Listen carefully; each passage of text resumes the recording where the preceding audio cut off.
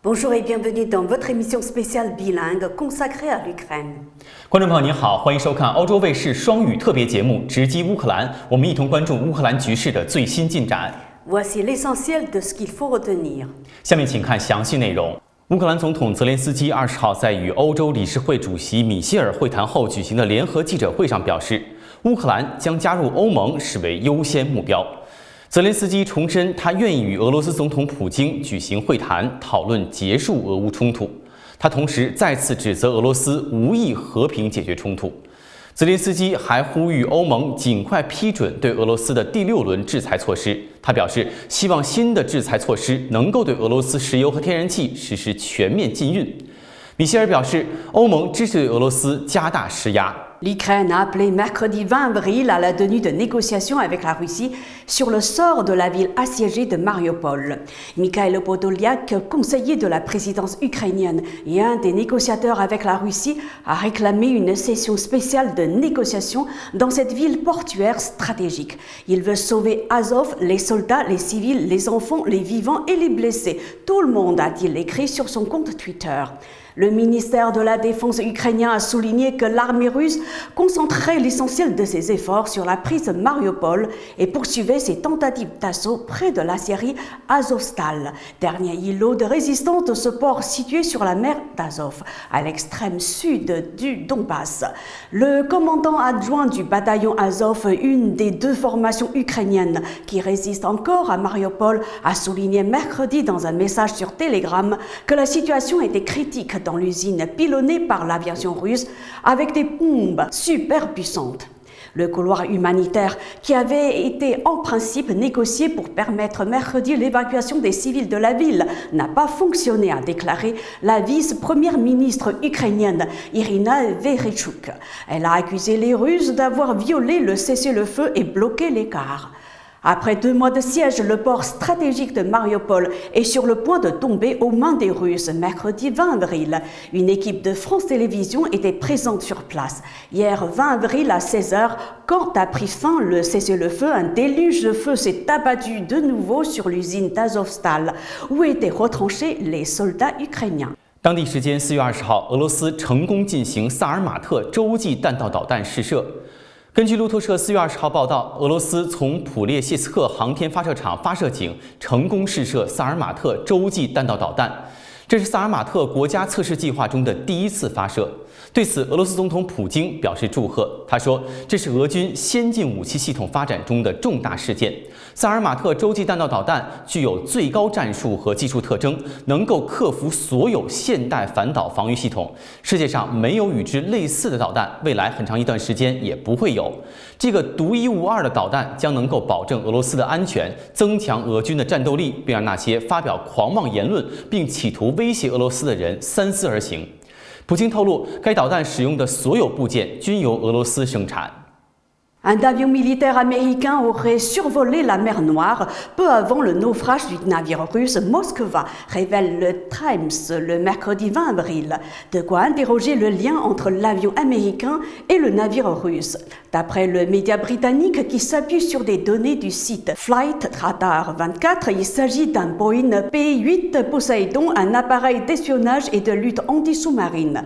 L'avion aurait survolé la mer Noire non loin du navire russe et quelques heures avant son naufrage. Le P-8 aurait décollé d'une base américaine en Sicile avant d'être détecté à 13h32 au-dessus de la Méditerranée, rapporte le Figaro, citant le Times. 2 heures plus tard, l'avion se trouve au-dessus d'une ville en Roumanie à moins de 160 km du Moskva. Pendant près de 3 heures, la position de l'avion n'est pas connue et son altitude semble avoir largement chuté pour atteindre les 12 000 pieds. Sur les coups de 20h42, un premier message publié sur Facebook affirme que le navire Moskva a été touché. À 22h31, le gouverneur d'Odessa confirme. Selon le ministère de la Défense russe, le Moskva a été gravement endommagé par un incendie qui a provoqué l'explosion de munitions. Son équipage de plus de 500 hommes a dû être évacué. Côté ukrainien, l'armée assure que l'incendie résulte de tirs de missiles. Les États-Unis ont admis fournir des renseignements à l'armée ukrainienne début avril. Le Boeing P-8 Poseidon est armé de missiles anti-navires AGM-84 Harpoon et Mark 54 Torpedo. Sa présence dans la zone interroge évidemment l'implication éventuelle des Américains dans l'incendie du navire russe Moskova. Le croiseur Moskova, vaisseau amiral de la flotte russe de la mer Noire, est un navire de commandement hautement symbolique qui, outre ses déploiements militaires, a été un outil de diplomatie important pour la Russie. 当地时间20号，俄罗斯总统新闻秘书佩斯科夫说，俄罗斯已经交给乌克兰方面一份明确列出俄方提议的和平条约谈判文件草案，等待乌方的回应。他同时指责乌方背弃承诺，对谈判造成不良影响。而乌克兰方面则称根本没有这份所谓的文件。佩斯科夫对媒体表示，俄罗斯向乌克兰提供了一份措辞明确的文件，俄方正在等待乌方的答复。在回答回复期限是多久的问题时，佩斯科夫说，乌克兰方面不急于加紧谈判进程，乌克兰代表团工作有待加强。按他的说法，乌方并未寻求加速谈判进程，反而在已商定的问题上改变立场，使得谈判进展缓慢。Vladimir Poutine ne réussira pas à diviser l'Union européenne, a affirmé mercredi 20 avril le président du Conseil européen Charles Michel en visite à Kiev pour la première fois depuis le début de l'offensive russe en Ukraine le 24 février. Il ne réussira ni à détruire la souveraineté de l'Ukraine ni à diviser l'Union européenne, a lancé Charles Michel lors d'une conférence de presse commune avec le président ukrainien Zelensky. Il a salué au passage la capacité des 27 à prendre des décisions tous ensemble à l'unanimité sur les sanctions contre la Russie. L'Union européenne fera tout son possible pour que l'Ukraine gagne la guerre, a encore assuré le président du Conseil européen. Volodymyr Zelensky semble satisfait des échanges, comme il l'exprime sur Twitter. Les sanctions contre la Russie, la défense et le soutien financier de notre État ont été discutés. Merci pour cette rencontre significative et solidaire avec le peuple ukrainien. L'objectif principal est de faire en sorte que les sanctions soient douloureuses pour le régime de Vladimir Poutine, a poursuivi Charles Michel, promettant de cibler prochainement les exportations russes de pétrole et de gaz, comme le réclame le président ukrainien. C'est la fin de cette émission. Merci à vous de l'avoir suivi. Mandarin TV continue de suivre de près l'évolution de la situation en Ukraine. À la prochaine.